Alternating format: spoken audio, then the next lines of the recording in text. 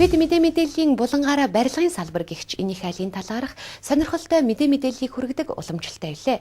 Энэ удаад уламжлал ёсоор алдартай загвар зохион бүтээгч Хироюки Аримагийн талаар мэдээлэл хүргэхээр бэлтгэсэн юм. Чухам яагаад энэ хүний талаар заавал мэдээлэх болов гэж үзэгч та бүхэн гайхаж магадгүй юм. Тэгвэл алдарт загвар зохион бүтээгч маань Монголын барилгын компанитай хамтран Wall апартментийн төсөл дээр хамтран ажиллаж байгаа лээ. Ингээд дэлгэрэнгүй мэдээлэлд анхаарлаа хандуулно.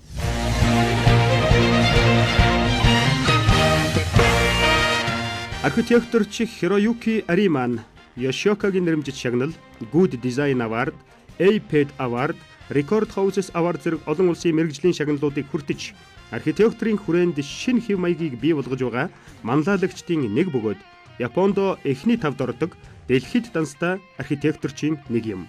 Аримагийн бүтээн байгуулж буй барилгын онцлог нь барилга бол хүмүүс хоорондын харилцаа холбоо юм гэж үздэгт оршдог байна.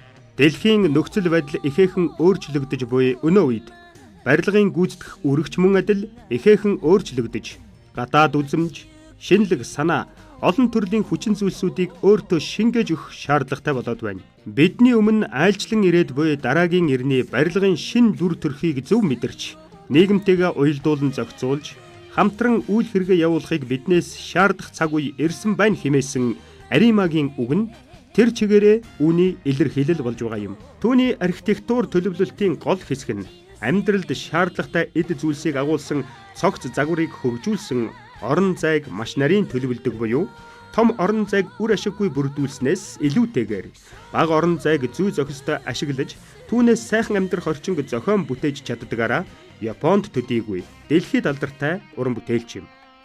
Үзэгч та бүхэн энэ алдартай архитектурч Хироюки Аримагийн бүтээлийг Улаанбаатар хотод сүндэрлэхийг харахаас гадна та энэ төслийн нэг хэсэг нь болох боломж байгааг танд хэлэхэд таатай байна.